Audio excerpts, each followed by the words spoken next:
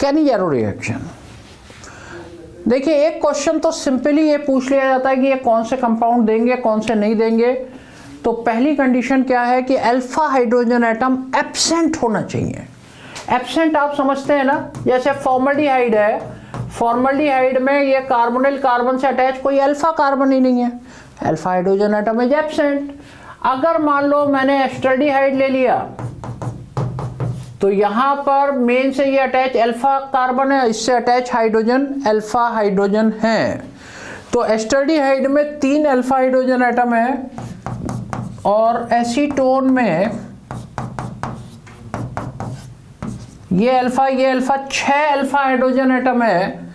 और बेंजल्डिहाइड में C6H5CH double bond हो, तो इसमें देखिए क्या है, C डबल बॉन्ड OH है। तो यहां पर इस कार्बन पे कोई हाइड्रोजन नहीं है, तो इसमें भी अल्फा हाइड्रोजन एटम एब्सेंट है। ये 5 हाइड्रोजन अलग अलग कार्बन पर है, अलग अलग कार्बन पे अल्फा कार्बन पर कोई हाइड्रोजन नहीं है। So it has no alpha hydrogen atom, इसमें कोई अल्फा हाइड्रोजन नहीं है।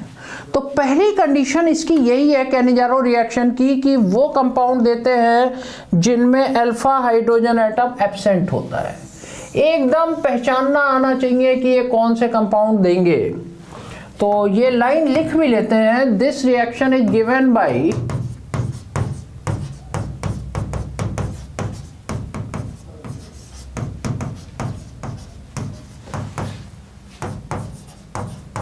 those aldehydes in which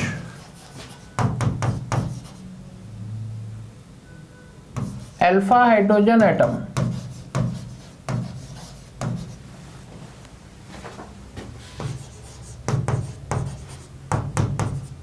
is absent. Alpha hydrogen atom is absent. जैसे इसमें फॉर्मल्डिहाइड का अगर एक एग्जाम्पल लें तो फॉर्मल्डिहाइड 50% NaOH और KOH से रिएक्ट करके मिथेनॉल और सोडियम फॉर्मेट बनाता है। तो फॉर्मल्डिहाइड के रिडक्शन से आपका क्या बन गया, मिथेनॉल बन गया, और ऑक्सीडेशन से फॉर्मिक एसिड का सॉल्ट बन गया।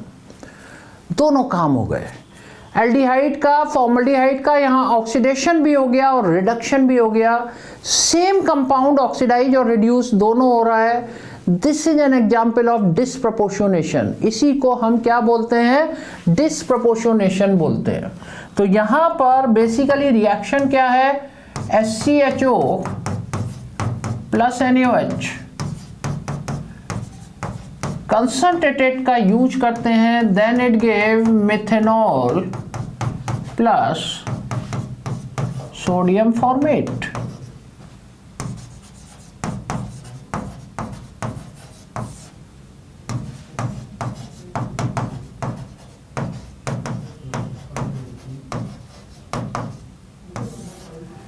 Methanol and sodium formate. देखिए, इसमें थोड़ा सा मैकेनिज्म पार्ट भी आपको देखना पड़ेगा, क्योंकि अगर मैकेनिज्म पार्ट नहीं देखते हो तो तुम क्रॉस कैनिजारो के क्वेश्चन नहीं कर पाओगे। कुछ मैकेनिज्म बेस भी क्वेश्चन आ जाते हैं, इसलिए दो यहाँ पर इंपॉर्टेंट रिएक्शन है, कैनिजारो एंड एल्डोल। इन दो का हम मैकेनिज्म पार्ट भी देखेंगे। तो अगर हम इसका मैकेनिज्म पार्ट देखते हैं,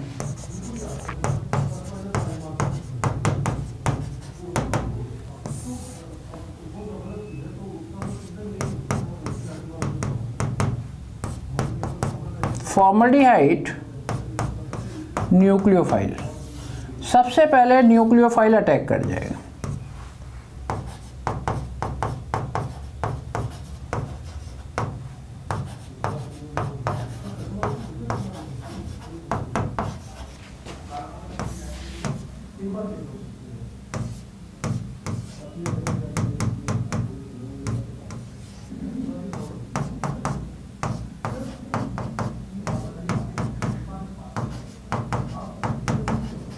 एनायन बन गया।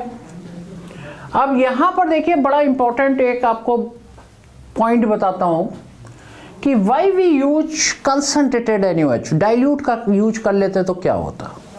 बेसिकली होता क्या है, अगले स्टेप में ये इलेक्ट्रॉन नीचे आते हैं, यहां से ग्रुप निकलना होता है। H और OH में good leaving group OH minus है, weaker is the base, better is the leaving ability.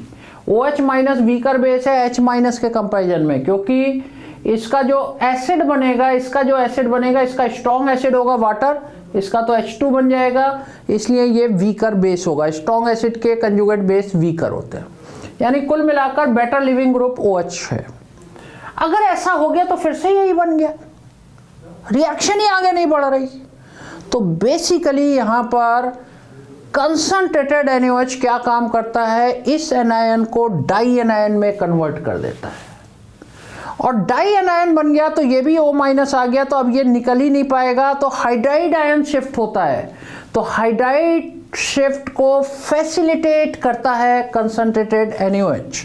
तो यहां पर बेसिकली ये क्या है, रिवर्सेबल का साइन है, OH माइनस आयन इस H को खींच लेगा, राइट, और ये कन्वर्ट कर देता है इसको C negative H O minus, dianion बना देगा। ये इससे डाई एनायन बना देता है, तभी इससे हाइड्राइड शिफ्ट होता है, अदरवाइज नहीं हो पाएगा। अब देखिए यहां पर क्या है कि अगर मैं दूसरा फॉर्मल्डिहाइड मॉलिक्यूल है मेरे पास, समझिएगा ये बड़ा इंपॉर्टेंट स्टेप है। ये दोनों अब कलर जरा चेंज कर लेते हैं। ये नीचे आया, यहां से ये टूट गया, ये अटैक कर गया यहां पर, ये आ गया यहां पर, इसको बोलते हैं हाइड्राइड शिफ्ट। ये इसका रेट डिटरमाइनिंग स्टेप भी है, स्लो स्टेप है। हाइड्राइड शिफ्ट के बाद देखिए इस मॉलिक्यूल का जरा देखते हैं, ये क्या हुआ, HC double bond O, right, और ये आपका बन गया फॉर्मेट आयन प्लस, ये आ गया CO minus H methoxide ion, ये बन गया। इसके बाद ये तो कन्वर्ट हो गया, Na प्लस लेके सोडियम फॉर्मेट बना दिया इसने। और इसने क्या काम करा, इसने पानी को लिया, ये लोन पेयर पकड़ा इसने H को, OH माइनस आयन बाहर गया, और इसने बना दिया C H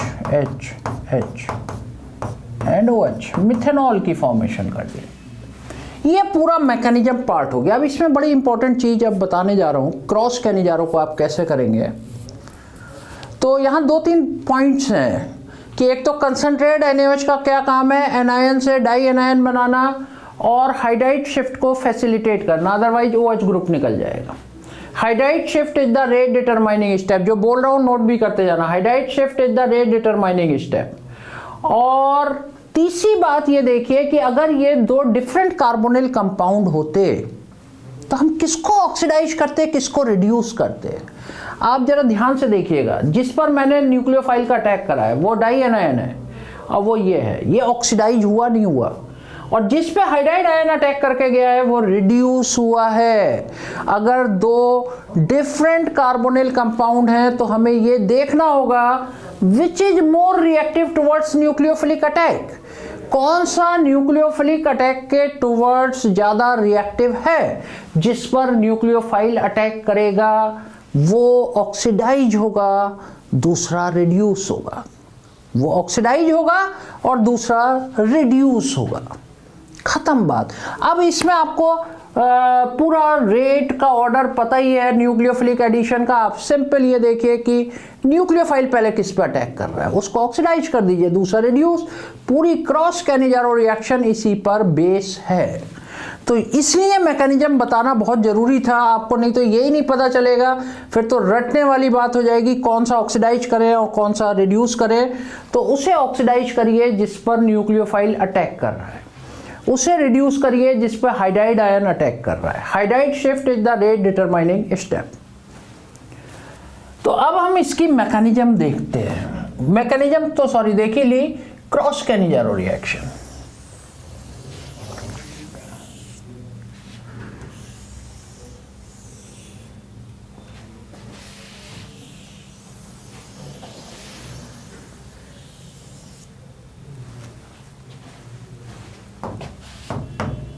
इसी का सब हेडिंग है क्रॉस कैनिजारो रिएक्शन।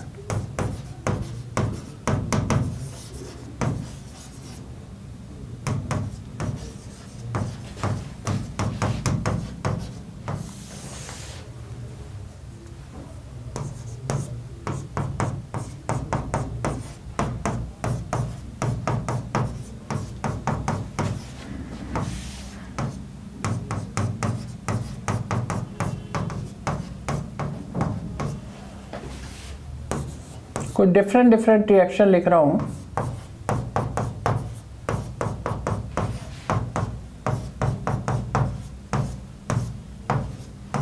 इसमें भी देखो अल्फा हाइड्रोजन एटम एब्सेंट है, इससे अटैच कार्बन पर कोई हाइड्रोजन नहीं है।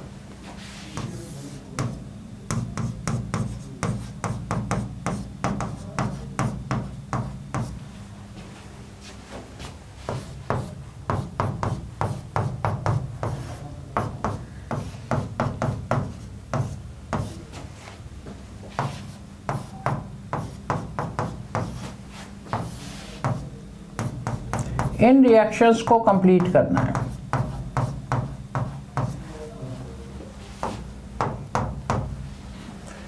इन रिएक्शंस को कंप्लीट करना है, किसको ऑक्सीडाइज करें, किसको रिड्यूस करें। तो आप देखिए न्यूक्लियोफाइल जिस पर अटैक करेगा उसे ऑक्सीडाइज करना है। फॉर्मल्डिहाइड एंड बेंजल्डिहाइड में which is more reactive? Formaldehyde ज़्यादा रिएक्टिव होता है बेंजल्डिहाइड से, तो फॉर्मल्डिहाइड को ऑक्सीडाइज करिए, सिंपल बात, HCONA, और दूसरे को रिड्यूस करिए, C6H5CH2OH। ये बल्कि है लेकिन एलिफेटिक है, ये एरोमेटिक है। Aromatic aldehyde is always less reactive than any aliphatic aldehyde. तो इसको ऑक्सीडाइज, न्यूक्लियोफाइल इस पे अटैक करेगा और इस पे नहीं करेगा, तो जो जिस पर अटैक करेगा इसे ऑक्सीडाइज और दूसरे को रिड्यूस। तो यहाँ पर ये बन जाएगा C6H5CH2OH प्लस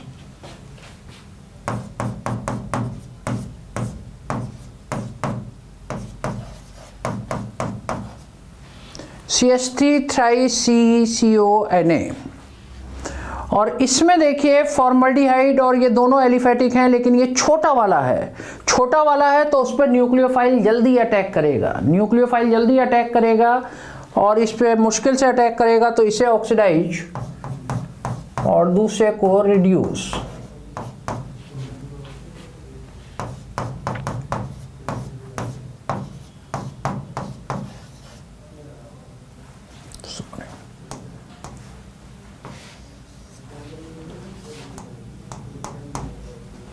इसे रिड्यूस।